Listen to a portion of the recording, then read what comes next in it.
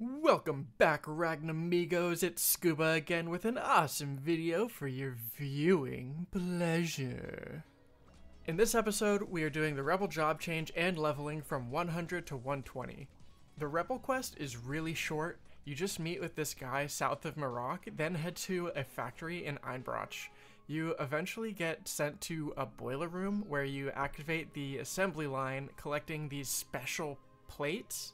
Not the normal iron ones, but they're special plates. And you take the plates into the next room and craft a gun. Then you show the gun to the NPC and move on to the hunting stage. It's really easy. You just click on the standard issue targets. There's no trick names or anything, so it's really quick. After that, you'll job change to Rebel, but you'll likely still be transformed into a sniper, so you won't really get the satisfaction of like your character turning into the Rebel, but oh well. To get some initial job levels, I went back to the low turn-in map for a little bit. After hitting level 100, I could finally gear up by keybinding the Royal Guard shield and the Enforcer shoe swap, and then equipping the Jupiter ring, Vanargand helm, Fenrir chain, and of course the godly Juggernaut shoes. Then it was round trip time. It was only level 4 to start out with, but by the looks of it, it doesn't really make a difference, does it? Of course, I did swap to a truly terrible Gatling gun, so I'll just name it Glorified Slingshot. Round trip made the completion of this turn-in nearly instantaneous, so it's time to move on. To Magma Dungeon level 2, as usual, yay! I swapped out the hard coat for Abyss dress and slapped on some holy element purifying bullets. At level 101, I hit 46k on deleters and gigs, 59k on blazers, 109k on diabolics, and 125k on nightmare terrors. This is without stat food or other damage boosting foods. The original reasoning behind using Abyss dress instead of Icefall dress was that nightmare terrors have the highest HP pool out of everything, and I wanted to be able to one-shot them. While Icefall would have provided me higher numbers on the other targets, they would be one-shot anyway. Seeing the damage now, it likely wouldn't have mattered, but for the sake of leeching more, Icefall might have been a bit better. There was a fair amount of AFKers down there, or as I like to call them, free mob accumulators, but I wrapped up the battle manual in Magma and ended up level 108. Normally, I could stay in Magma to 120, but for map diversity, I want to show a few other places you could choose to level, so onward to Huperos.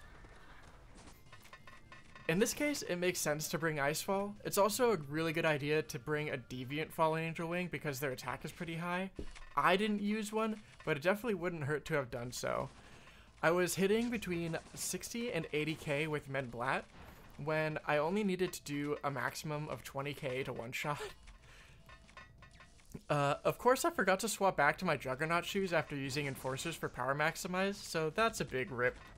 Be careful with your gear swaps. So I took a quick break from Huperos to do some mid-level turn-ins.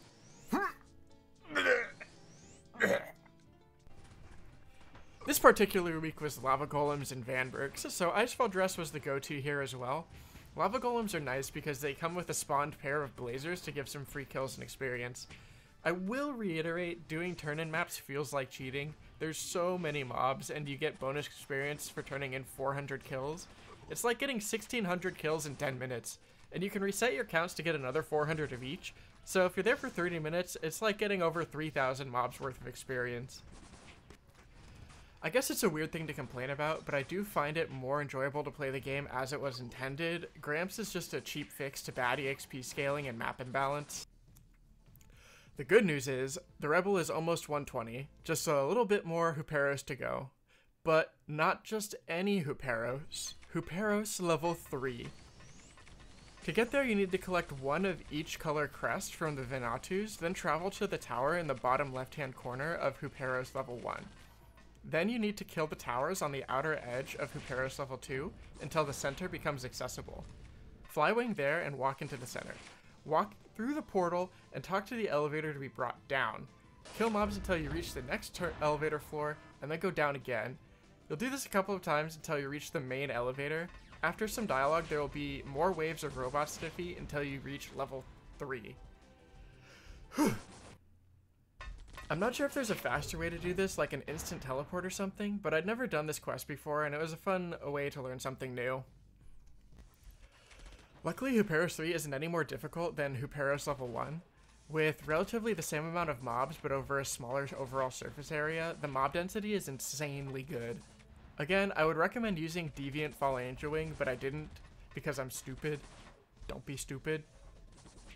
The EXP in Huperos 3 is ridiculously good, and I would recommend it over Magma and Huperos 1.